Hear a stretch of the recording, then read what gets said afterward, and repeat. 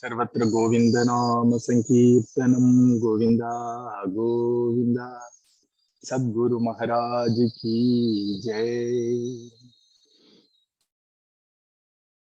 अलगे सुंदराकारं सदैक प्रियदर्शनम् अज्ञाननाशकं देवं सद्गुरुं मुरलीधरम् मुरलीमण्डितकरकमलं मुनिजनमोहनं व्यत्यस्तपादं वनमालाधारिणम् प्रेम भक्तमण्डल नित्यकीर्तितं प्रेमिकवरदम् आश्रयेऽहम्। कृष्णाय वासुदेवाय देवकीनन्दनाय च नन्दगोपकुमाराय गोविन्दाय नमो नमः। नाम संकीर्तनं यस्य सर्वपापप्रणाशनं प्रणामो दुःखशमनः नमामि हरिं परम्। बुद्धिर्बलं यशोधैर्यं निर्भयत्वम् अरोगता अजाट्यं वाक्पटुत्वं च हनुमते स्मरणात् भवेत्। सद्गुरु महाराज की जय। With the immense blessings of our Sri Madhuri Sakhi Samet Premikavarda Thakur ji and by the immense kripa of our beloved Guru Maharaj, we are all gathered together for a lovely special satsangam on an auspicious day of Kartika Ekadasi. And during the time when all of us are also celebrating the Aipasi Swati Sri Swamiji celebrations.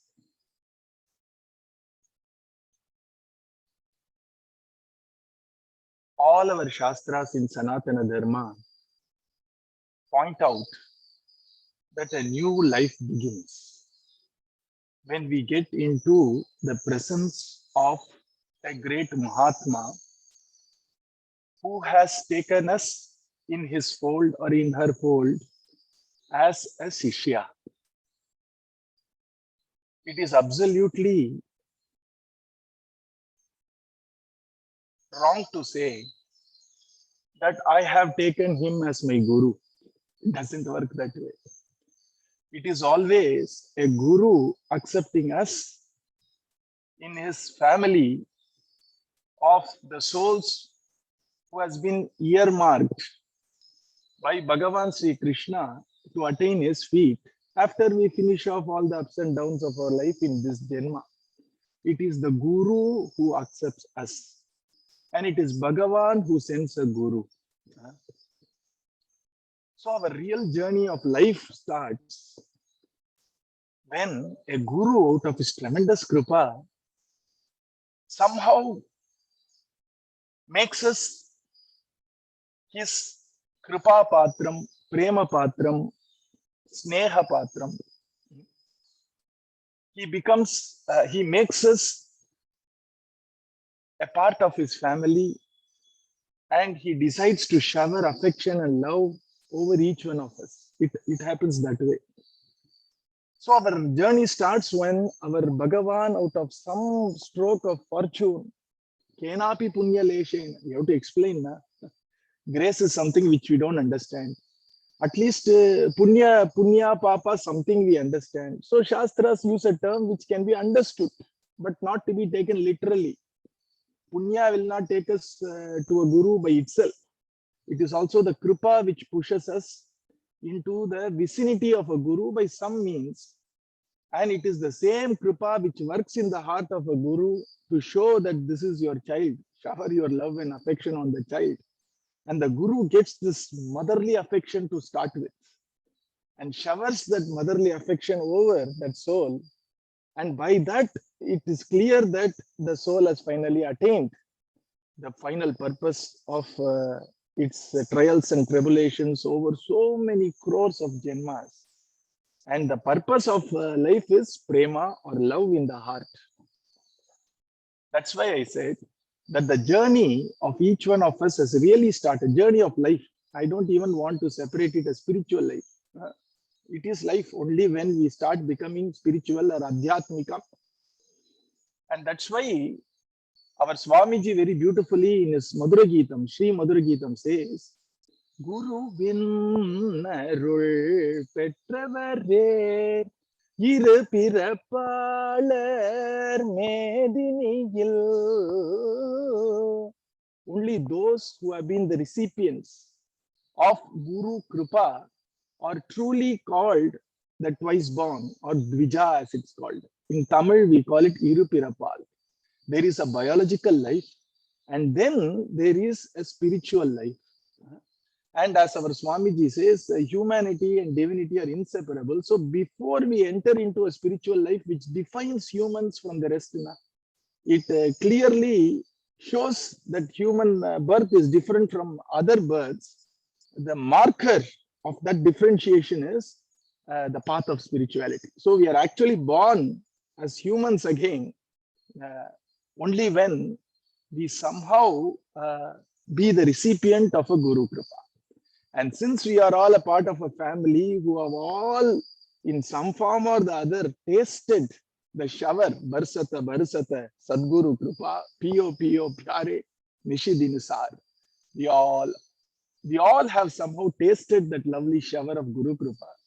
We can openly talk as a family between us. And that's the fortune we all have been bestowed with. And all our Shastras say our journey starts with Guru Kripa. Our journey goes and it continues out of Guru Kripa. And finally, the destination we attain out of Guru Kripa. That's why without Guru Kripa, nothing else works in our life of spirituality, in our life. And Bhakti Shastras say that generally Bhakti is of 3 stages. The first stage is what is called Sadhana Bhakti, where things are only acts and activities. We read Bhagavatam, starting stage. It's an activity. Eyes are seeing, the mouth is, telling the, or it's pronouncing the various shlokas. This is how we start. It's a kriya. It's a karma. And as we obey the wonderful direction and as we obey the nectarine words of our Guru Maharaj, then the next step becomes we start getting a little opening of bhakti or bhava in our heart. We start actually experiencing what we read or what we listen. Even in our hard rock heart, there seems to be a small drizzle of little prema in our heart. Our body responds in form of maybe a small little droplet of tear, remembering the kripa of Bhagavan. Maybe a little horripilation, remembering the lovely form of Bhagavan. Or maybe a little bit of choking of the throat, remembering the immense kripa our Guru has bestowed upon us. And that's what is the start of what is called as a Bhava Bhakti. And some of us are very fortunate to actually, we are going to see the final end of Bhakti called Prema Bhakti. All that happens because of Guru Kripa. And for the starting level of Bhakti, our great Mahatmas have given 60 steps, 40 steps or 40 parts. You know what the first 3 most important parts are? Guru Pada Ashrayam, right? The second one is Guru Dikshanam and Sikshanam. And the third is Guru Sevanam. You see, the first step is Guru Pada Ashrayam. We can dare say that without Guru Kripa, spirituality is only a play of words. People may say, sir, I'm very spiritual, etc. What is the marker of spirituality? Who is your Guru? You see? And they say, no, right from birth, I naturally had all this. No. And so the first step towards our journey towards that love, which is what humans are born for, which is what you and me are born for. The first step is Guru Pada Ashraya. And then the Guru, out of his tremendous love and compassion, can you imagine our Swamiji, whenever he goes to any place, if it is even a park, it is always related to something divine. You see, if he goes to a park and looks at a very dark colored tree, immediately he will remember, in the banks of Yamuna ji, the speciality of Yamuna's banks is there is a dark colored tree called Tamala Vriksham. You can't see it in any other river banks in this frequency as you see it in Yamuna banks park. And whenever he goes to a Mahatma's Sannidhi, he would immediately remember the wonderful Kripa of Mahans. He said, at times I feel that the Kripa showered by Mahatmas are even more pronounced, even more denser, even more significant than even Bhagavad Kripa. You know why? Because this Mahan who is showering his Kripa and maybe alleviating the misery or reducing the pain of those who come and surrender to him, that Kripa Shakti he got by tremendous sacrifice. Every Mahatma, including our own beloved Guru Maharaj, how many days of day and night forgetting food, forgetting Sarira Dharma, forgetting the body, how much japam he must have done, and how much sacrifice he must have done. How many people would have possibly in the earlier days used words which would be unbearable to listen to. How many times he would have slept in a bare floor of some ashram or some temple, feeling a little shy to ask for food. But Sarira Dharma is Sarira Dharma. And just trying to forget the hunger and thirst by constantly chanting the divine name or remembering Bhagavan. How many times Bhagavan, knowing that his child, a master, is hungry, would come in some form or the other to feed him and feel happy that he got an opportunity to serve such a Mahan. You see, all that happens in all Mahatma's lives. Na? So much sacrifice, so much of, in our terms, misery, pain. But in their terms, it's Anandam only. Keep it aside. And they collected this tremendous spiritual power. And it becomes Sagajam only later. It becomes natural later only. But till that point of time, every Mahatma, including Ramakrishna Paramahamsa, including our own Guru Maharaj, whom we all know has to be something which is a very, descent of divinity. Na? Even then, they all went through tremendous pain, if I can use the word, tremendous sacrifice. And they got all this Anugraha Shakti. And after a point, it has become natural for them. But they did so much sacrifice to get that. Na? Somebody comes. They would have come only for once in their life. And to put it in a very brutal, practical terms for normal people like us, we say, na, oru paisa ku prayojanam illa. They are not going to be of any use to either Swamiji's work or Krishna's work. They just come and they cry. And they say, I have so much trouble, I have so much of problem in my family, no peace of mind.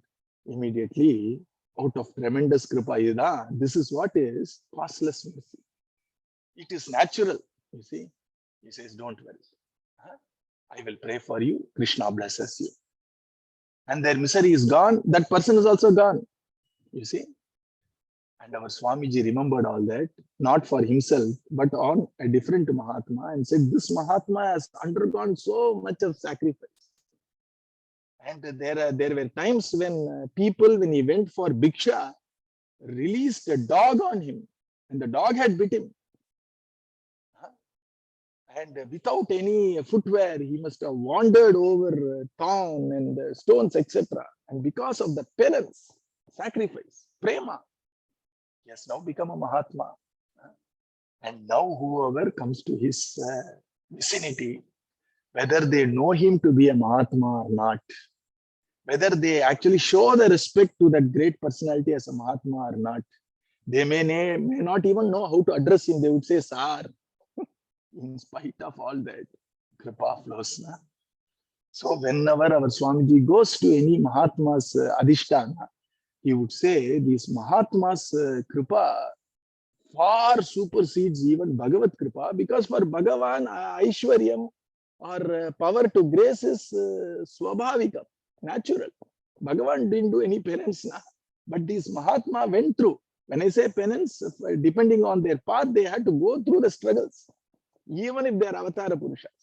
You see, and that's the beauty of Mahatma's kripa. At times we have to pause to understand the great fortune we have been bestowed with. Why should any Mahatma, why should our master bestow his kripa on us? You see, if you ponder, there is no answer. Many times people come and tell us that I don't know what I deserved to get his grace. The question itself is completely irrelevant because nobody ever deserves the causeless mercy of a Mahatma or a Guru, isn't it? So the first step for us, not only for Shanti, because there is a wonderful Ramayana called Champu Ramayana. In that, the poet very beautifully says that Bharata came running to the feet of Ramachandra Prabhu because Ramachandra Prabhu as Guru is the only place where we get Shanti. You see, that is the Dhama, that is the storehouse, that is the residence of this wonderful thing which we all search called Shanti or peace, is there only in Guru Pada, nowhere else. And so here, the first step our Shastras say is Guru Pada Ashraya. We are all fortunate. Otherwise, you wouldn't be here in this satsang. And some of you might not have physically been under the feet of our master, but mentally you have remembered him. And in your heart, you have love for the master. Na? That itself is Guru Pada Ashrayam. The physical darshan will come. Don't worry about it. It has to happen. And the second one is once you go to the master, even if he goes, when we go, he tells a few words. How are you doing, etc. And when we listen to his pravachan, and when we listen that Nama Sankirtana is the way, etc., that is Diksha. Our Swamiji once had to address 10,000 people, all normal, beautiful, simple people like you and me, from villages, from towns, from cities, from outside country, on a Kalpataru day. Our Swamiji said, each of you might want to actually get Diksha of Nama, etc. I am now giving to all of you. You see, that which he collected, one Nama after one Nama, Hare Rama, Rama Rama, Hare Hare, Hare Krishna, Krishna Krishna, Hare Hare. One after another, he has collected, na? One by one. Each Nama he uttered, na? And he has collected crores and crores of it. And see, when there were people with tears in their eyes, because tears of sorrow, tears of misery, see the heart of our master, whatever he collected one by one, he was just giving to everybody out there. And he said that I could feel that Krishna's kripa was actually flowing from the stage to all of these people. That's the beauty of a master, selfless and costless mercy. And this won't work with him. And our Swamiji, whenever he used to travel from Kumbakonam to our ashram, passes by some villages like Vriddachalam, etc., where there would be people with baskets and baskets of flowers, small single flowers like jasmine or like champa, etc. They will have all these flowers now, which they pluck from a tree, and it will have a basket full. The moment Swamiji passes by, he says, my hands starts itching. When I see this wonderful baskets of flowers, I'm going to ashram, our Thakurji is there. My hand starts itching to actually buy that flowers and do archana. And most of the times he'll buy the entire basket full of flowers. And then once he took the basket full of flowers and he started doing archana to our beloved Thakurji. And when he was doing archana, in one of the namas, he found that he took about 10 flowers and offered it in one go. Then immediately he did this. And then he thought for a little while and started doing individual flower archana. This archana went for 2 hours, 3 hours, 4 hours until the entire basket was emptied. In the end, he came down and told us all that I wondered when I was actually offering each flower to our Thakurji, that these flowers are plucked by these flower sellers individually only. Na? When you go to a wonderful creeper or when you go to a plant, when you are plucking, say, a jasmine or a champaka, etc., you have to pluck one by one. And our Swamiji said they are plucking one flower after one flower. For what purpose? Because poor people, they need to feed their stomach. It is their occupation. They are doing it out of love. Pranams to them. They are plucking one by one. They are plucking one flower after one flower for their own livelihood. Na? And now, when I have a basket full of flowers, and when I am trying to offer it to Bhagavan, when even two flowers come together in my hand, I feel a little shameful that these people who have collected flowers individually and given me a basket full, Bhagavan has given a wonderful hands to me, has given the heart of love to actually do Archana, and should I not do it individually? And so he individually did Archana for each flower. That's the bhava, that's the love, that's the wonder of a Mahatma's heart. When Swamiji told us this, immediately we were all reminded of what happened in the Kalpataru day. Our Swamiji plucked these flowers of Mahamantra individually, maybe in an empty stomach, maybe on a bare floor, maybe on a scorching sun, maybe on a shivering night in the winter. He collected one by one. And when we go before him, just he's throwing basketfuls of Nama. He's offering, he's showering us with baskets and baskets of Nama, which he collected individually. For what purpose? Causeless Kripa. And it is what is called affection. Generally, we say he talked, he didn't talk, he smiled, he didn't smile, all that is secondary. The fact that we are in his presence itself, or we are in his thoughts itself, or he has called us by our name once, or he beckoned us to come and sit near him itself is the greatest fortune for our entire lifetime.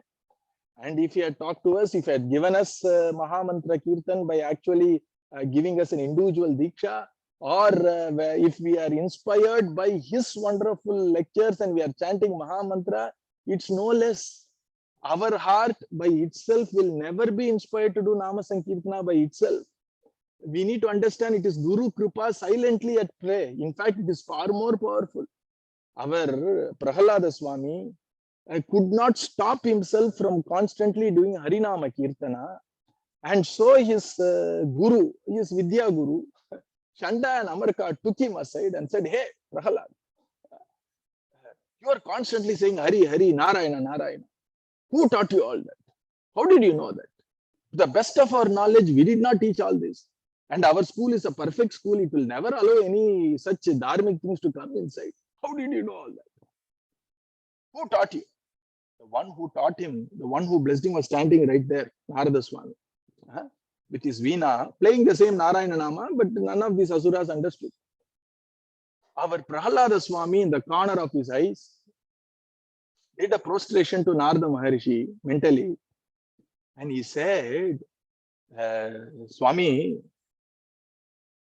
the fact that I am chanting the divine name of Narayana or Hari in my lips, or Ram Nama in my lips, clearly shows that some Mahatma must have certainly blessed me. Otherwise, how can I ever chant it in my lips?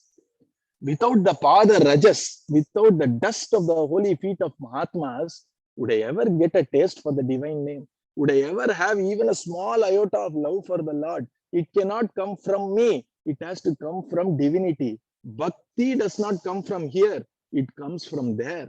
Bhakti is blessed by Bhagavan. Bhakti is actually blessed by a guru. So he said, I must have had a guru who might have blessed me, but physically he might not have touched me. Physically he might not have given Rama Rama in my right ear, but he must have done a smarana. He must have remembered me in his heart and given what is called a smarana diksha. Otherwise, how would I ever get the taste for the divine name? You see, that's true for all of us. Even if we have not seen our beloved master physically, if we ever get a small inspiration to chant one Ram Nam, or one Maha Mantra, or to go to a satsang for 5 minutes, or to read Bhagavatam for one verse of Bhagavatam, let me assure you, this is not a poetic license to exaggerate. It's not Utpreksha and all that. It is a fact, because bhakti or even an iota of devotion is bestowed from divinity, and divinity has two aspects, Guru and Bhagavan. That's why all the Shastras say, Tasmad Guru Eva Vigachet Samitpani Shrotriyam Brahmanishtam. So go to a Guru who is well versed in scriptures, who can very beautifully explain the import of scriptures, and who is also having the experience. Both has to be there. And that's what our Upanishads say. And our Bhagavatam also says, if we want some kshemam, if we want some uplift in our life, tasmad gurum prapadyeta jignasuhu shreya uttamam shabde pare chanishnatam brahmani upasamashrayam. Very beautifully it says, hence go and somehow find refuge in a Mahatma, a Guru, the one who is Jignasu, one who wants to have that knowledge, wisdom in the heart, one who wants the highest welfare, which is prema in the heart. Surrender to a Guru. Who is a Guru? Shabde pare cha nishnatam brahmani upasamashrayam. A Guru who is well versed, Guru who is actually understanding the very import of all Shastras, and also has tremendous love for Bhagavan Sri Krishna. Also the one who is having tremendous prema in the heart for divinity. Go and first surrender to the Guru, first step, Guru Pada Ashraya. And then there is Sikshanam and Diksha. The Guru says, chant Maha Mantra. Need not be direct. It can also be through the lectures which we hear from him. You see. So when a Guru says, do this chanting of Maha Mantra through the lectures, or through the Chaitanya Mahaprabhu's CDs, or through the actual Ramayana lectures, etc., that itself is Diksha. And the very fact that being with him or seeing him once itself is Siksha. Tasma Tatra Bhagavatan Dharman Sikshet Guru Atma Devataha. Then look at the Guru, love him like our own self, and revere him like Devata, Bhagavan. You see, the reason why I think that right from childhood, our tradition teaches us to show reverence and to show respect and to show awe to Bhagavan is possibly in this Janma, if we are fortunate like we all are, we may get the wonderful Sangha of our beloved Guru Maharaj. And whatever we did to Bhagavan, the amount of love, respect, awe we have for Bhagavan should actually be channelized to the Guru also. Guru Atma Devataha. And then the third part is Seva. Amayaya Anuvritya. Amayaya means without any kapatam, without any ulterior motives. Be a child when it comes to Guru Seva. It doesn't matter if somebody recognizes me or the world does not recognize me, who cares? It doesn't even matter if we are not sure whether Guru comes to listen about our Seva. It's not required. You know why? Because the Seva which we do for Guru is rewarded by Hari. You see, that divinity which we call Hari is the one who watches. This child is doing pure Seva to the Guru. Let me actually bless the child with Anugraham. Who decides that? Hari. And what does Hari do? Amayaya Anuvrityayehi Tushyet Atma Atmado Harihi.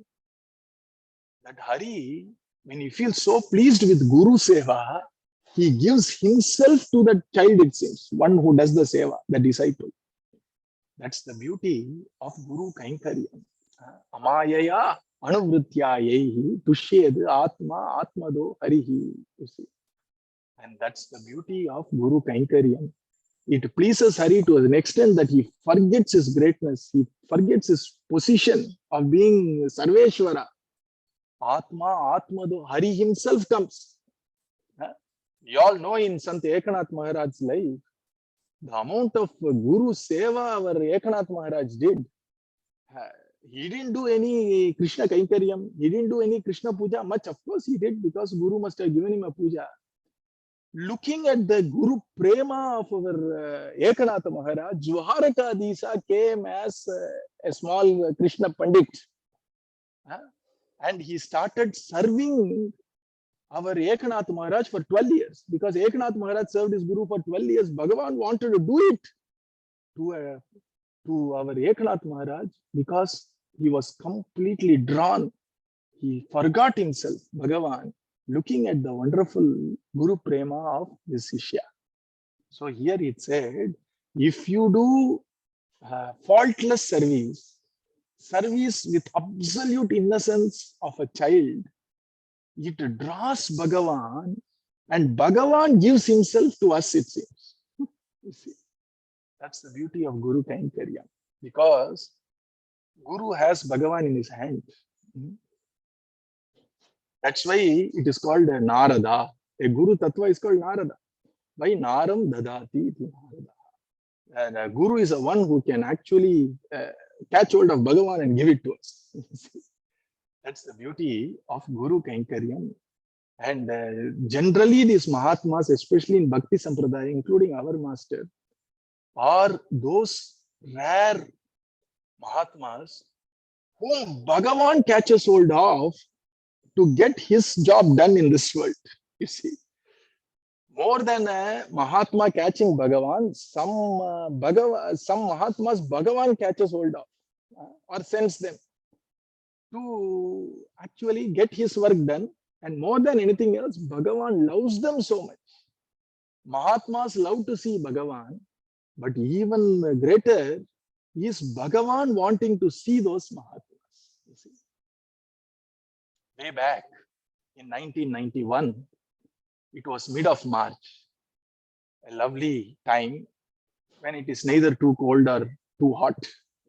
And the place was Kumbakonam, close to the place where we are actually talking right now.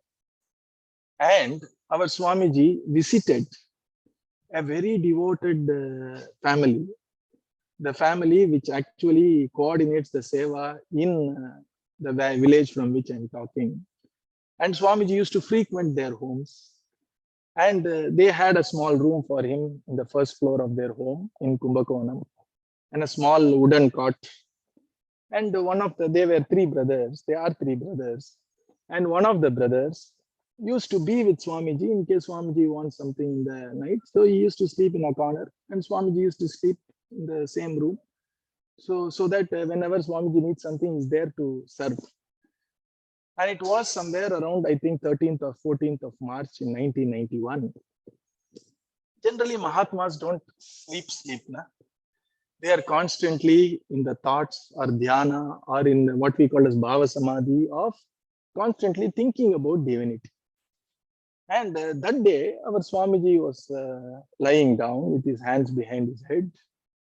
And somewhere in the middle of the night, a wonderful blue light appeared before him, which is in the end of the cot where he was lying down.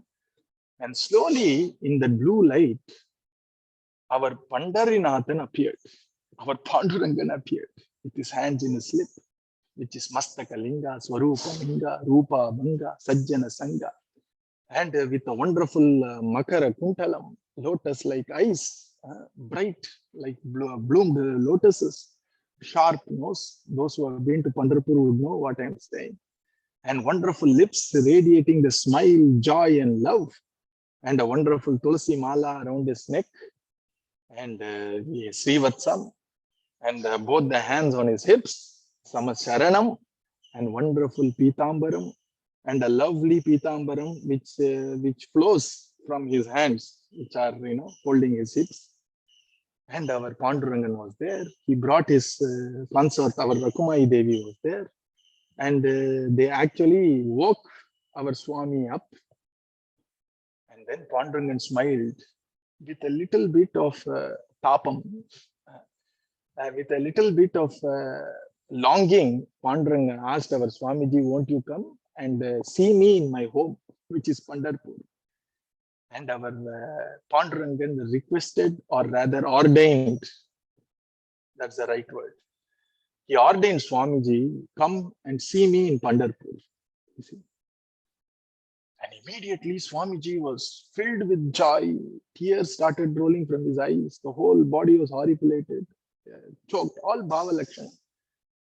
And it was middle of the night, and such a wonderful darshan, and the rest of the morning till the morning, our Swamiji was constantly in that wonderful form of our Pandurangan and Rakumai, which could not be taken away from his heart. He was constantly in that wonderful bliss of seeing our Pandurangan and Rakumai in his heart. In the morning, the person who was sleeping in the room was woken up by our Swamiji. He asked him, did you notice anything in the night? Pandurangan came here and gave darshan, you were sleeping. And that person, they were very young, and they used to be very friendly, apart from respect, saying, Guruji, you should have woken me up and shown Panduranga. Now you are asking me, I'm sleeping in Panduranga came. It's not fair. And our Swamiji said, such darshana is not in the physical space, which means when a darshana of Panduranga happens to our Swamiji, the person who is also awake, suppose the person is awake, can't see it in the same place. It is seen with the Jnana Chakshus or Prema Chakshus. So the entire darshana, etc., happens inside. Yeah, I hope you get it. It happens in the heart. So here, our Swamiji immediately rushed to Chennai, and he said, I need to go to Pandharpur right now. Pandurangan has called me, I need to go there. And in a tremendous hurry, somehow somebody arranged for a ticket in Bombay Mail to go to Sholapur. Our Swamiji rushed to Sholapur and ran to Pandharpur. And then he actually had a Panduranga Darshanam. He took, first went, to the Chandrabhaga Devi's banks and took a bath in Chandrabhaga. Then he realized Pandharpur is not new to him. Everything came in a flash, you see. All that is, our pramana is Sri Madhurageetam. As I said, it's the heart of our Swamiji. And our Swamiji said once when he was taking bath in Chandrabhaga, Panduranga showed him many faces. And our Swamiji asked Panduranga, all that is in the heart. Who are all these people? Panduranga said, these are the people who are going to come to you. They are going to come for your darshan sometime in future. And Swamiji said, many times I recognize those people later in my time. Those are the people shown by Panduranga, you see. And so our Swamiji has sung this experience. Pandari Varayennai Pandurangan Anayittan. Our Bhagavan wanted our master to come to Pandharpur to have his darshan. You see, just like how we pray for our Swamiji to please come home. We want you to step into our home. It will be a great fortune if you come to my home. You see, that Sarvavyapi Panduranga, Tribhuvana Rupa, Vishwaswarupa Panduranga wanted our Swamiji, or ordered or ordained our Swamiji to come to Pandharpur and have the darshan. You see, you need to think about it a little bit to understand the beauty of Archavatar. You see, and there are people who say Bhagavan is everywhere. Why should I go to temple? Don't even talk about them. Seeing Bhagavan in his abode is special. That's what Bhagavan would love. Na? So here is normal souls who are praying for Bhagavan to come to their home. And Bhagavan catches hold of some Mahatmas, appears before them, gives them a tremendously joyful darshan, and says, you should come and have the darshan of my Archavataram in Pandharpur. Do you see which is greater now? Our Swamiji used to always say, from the Mahatma's experiences, we can derive a lot of principles which are from the Shastras, which are otherwise not very simple to understand. We can do the same with our master's life also. Na? So I just took one example where when Bhagavan appears before our master, and not just say, I bless you, etc. And he says, you come to my place for darshan. You see, that clearly shows Archavataram. or a Namadwar or a temple or doing the darshan of the deity in the temple is certainly superior to even having a small anubhava or experience of sakshatkara in the heart of the same divinity. The same thing our Tirumangai Alvar also shows. There is a place here nearby. Tiriyindalur is the name of the place, where there is a Perumal there, Archavatar. Archavatar means deity in the Garbhagraha of the temple. When our Tirumangai Alvar came to that temple for darshan, the screen was closed, Dolotsava was over, and he could not have Archavatara darshan.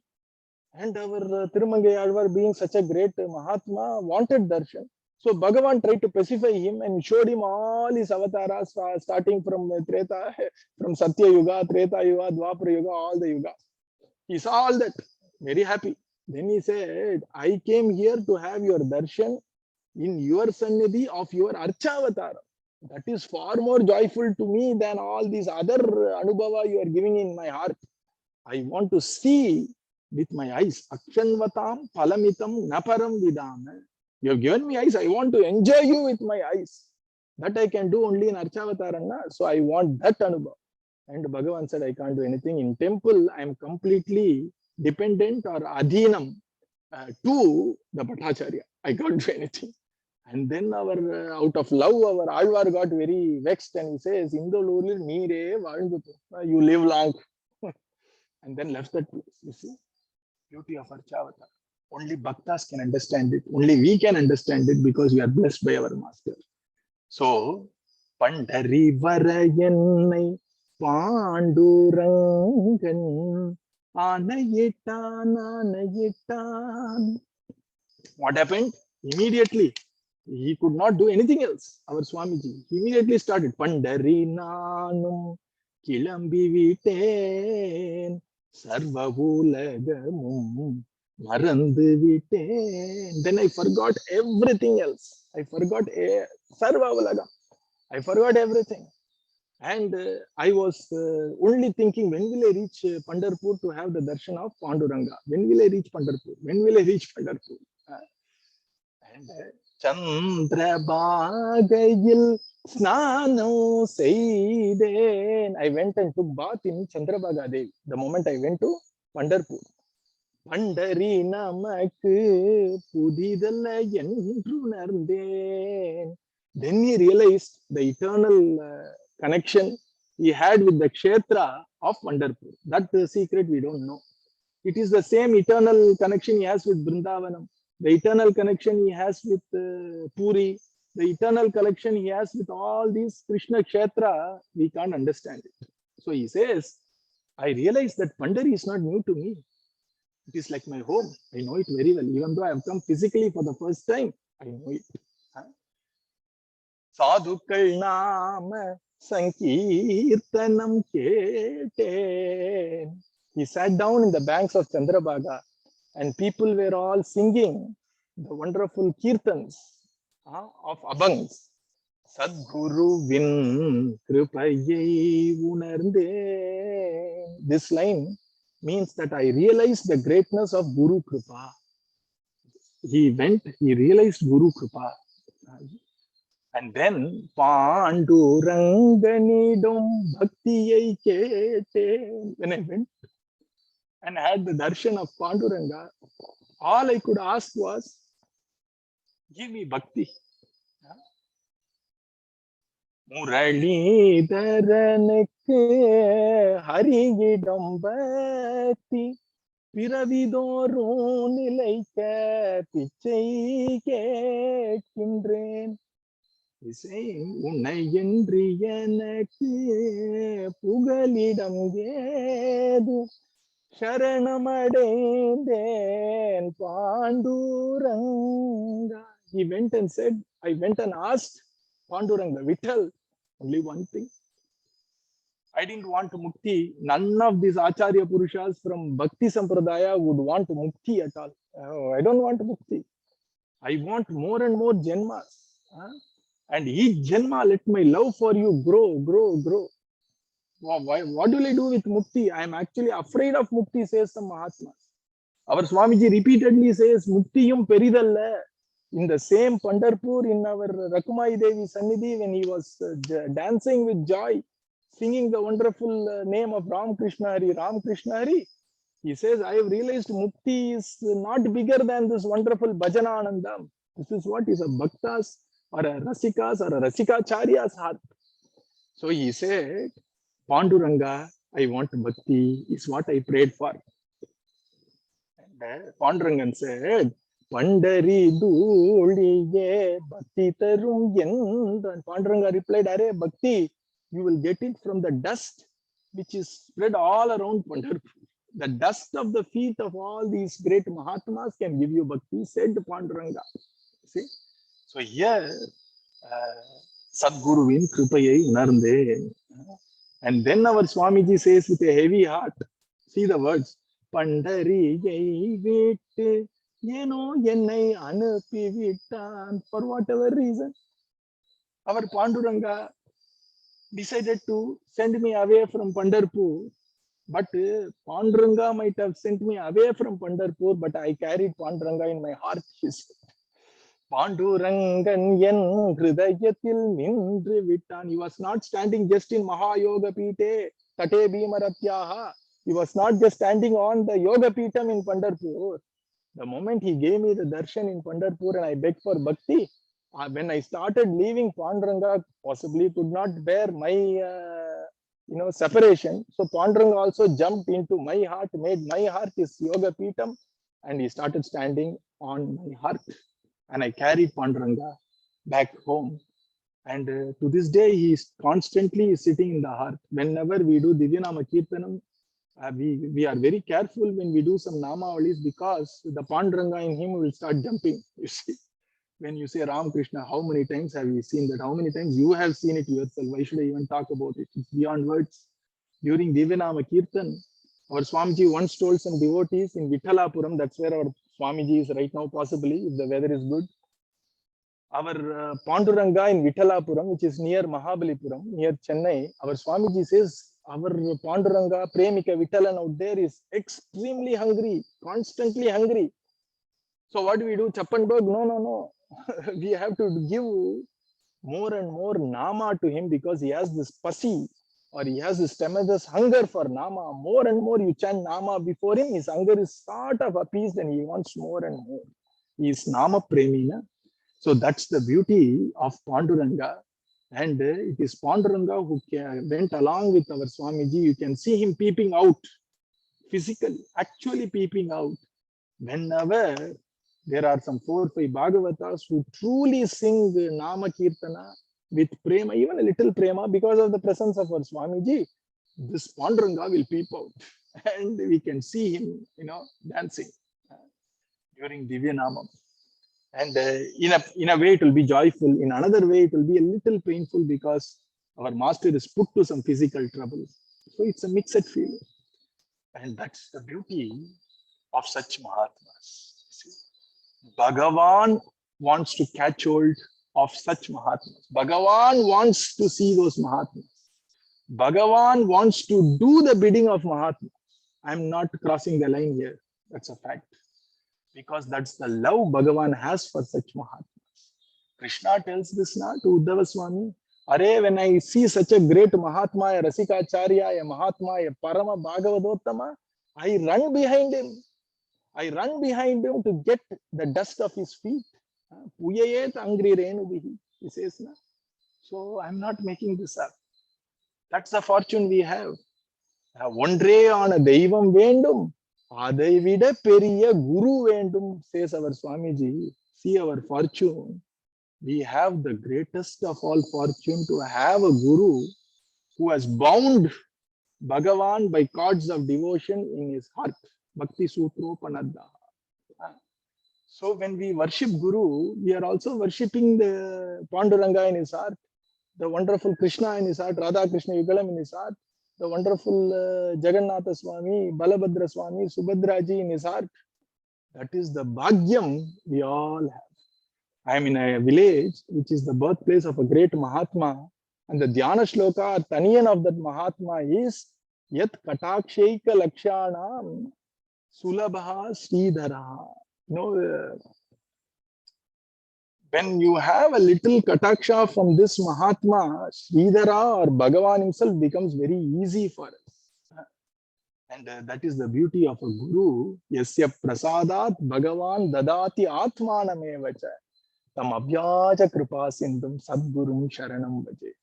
I don't know when we will realize the extent of the kripa. We all say, ah, kripalu, kripalu. I know, costless mercy. The real extent of this kripa, none of us can even imagine. But at the end of the journey of this life, or maybe even during this journey of life for some of us, when we are going to be in the Sannidhi of Paramatma, our Bhagavan, our Radha Krishna Yugal Sarkar, and then wonder, how did I land up here? Guru Kripa. Even then, we will know only a particle of a Guru's grace. You see, and that is the fortune we are all enjoying. And it is the personal experience of all of us. So I'm sharing that if we ever had a moment of divinity, if we ever had a moment of a divine experience, if we ever had a moment of love melting our heart for half a second, if we ever had an inspiration to chant a little more than what we normally do, if we ever have an inspiration of reading one sloka more than what we normally do, or if we ever are inspired to even do the regular shloka, if you are inspired to do regular chanting, it is not at all possible without the immense kripa, costless, invisible, yet very tangible kripa of our master. If we even have a little love for Bhagavatam or little love for Mahamantra, little love for Radha Krishna Yugalam, let us not fancy that it is because of something which is within me. It is always because of something which is working through me, and that something is Abhyaja Kripa Sindhu, which is our Guru's Kripa. You see. Without that, it's not possible for us to even chant a single name, or read a single sloka, or relish a single leela, or listen to even 2 minutes of Bhagavatam. All that is Sadguruvin Kripayai Unarnde. Why are you sitting? Why am I sitting? Why am I talking? Why are you listening? With so much of distraction around us, so much to do, when all of us are able to sit down to relish a satsanga, that itself is Guru Kripa at work. I assure you. How can I say it with a stronger word? I don't need it because you all know it. So whenever we feel a little bit of a higher thought, high thinking about Bhagavan, I also need to have love in my heart. Guru Kripa working 100%. So whenever you feel a tremendous, unspeakable joy which transcends words, soltuna illadu, it means Guru is doing the smarana of us. Please don't mistake that unless I physically present myself before the Guru, only then I will get his kripa. Arey, that bandham is already written. It is eternal. So whenever we feel joyful, whenever we feel dharmic, whenever we chant Mahamantra, whenever we feel selfless, whenever we transcend this me, mine for even a second, I assure you that I have seen it physically, I have seen it actually, that it is our Guru Kripa which is working at that instant. Not just the experience, but the inspiration to be a devotee, inspiration to be a Bhagavata, inspiration to be good. Even that inspiration comes from our Guru Kripa. And if we are sitting and listening and thinking about our Guru Kripa, it is also because of Guru Kripa. You see, and that is the secret of Guru Kripa. Anything which happens, Kripa, it is not our worth, it is not our talent. And the moment we realize that, then our journey becomes fast forward. Guru Kripa, Guru Kripa. Not just lip service, actually understanding, feeling, experiencing. Then we realize my life is run by Guru Kripa. My favorite example is given by Mahatmas like Yogi Ram Sarat Kumar Maharaj, which our Swamiji repeats. Every day, whenever we feel a little down, whenever we feel that there are challenges, I remember the wonderful words of our Swamiji, which he recounted in his own beautiful style. Our life is like a book. The initial chapters are missing. We don't know where we came from. The final chapters are missing. We are actually somewhere in middle, so we know only the current chapter which we are reading and to sort of remember the earlier chapters which happened in our lifetime. Our Swamiji said, but for each of your books, Bhagavan has written your final chapter through the hands of Guru Kripa. And the final chapter ends beautifully. The final chapter ends with all of us continuing the Smarana of Guru Kripa in Radha Krishna Yugala Charana. So since the final chapter is taken care, and we know that it ends absolutely well in Shreyas, in auspiciousness, given that we know how the final chapter ends, let us start reading the book of the current chapter. How empowering is it? Do you see this? The example, the guru is one young little girl from your country. When I came about 7-8 years back, that girl wanted to read the last part of a wonderful series of novels, Hari Buttar. And the seventh part was out, and she was all giggling. She was all full of energy, and she ran to actually go and get the book. And I was there with her when she bought the book. And then she came inside, tore open the cover. And then I thought, my goodness, see the amount of enthusiasm she has for reading the book. I wish I had that for chanting or reading Bhagavatam. That was the prayer. And suddenly she read a few pages, closed the book and said, "Ha, bah." Then I asked her, this must be a 300, 400 page book. My dear, you have finished it in 1 minute. I said, I finished what I needed to finish. Then I'm going to enjoy the whole book now. What did you finish? I read the last chapter. This Hari Buttar lives. And now I can relish every little ups and downs of Hari Buttar's life. That was exactly what Swamiji was teaching us. Swamiji teaches through many tongues. He speaks through many mouths. He shows through many experiences.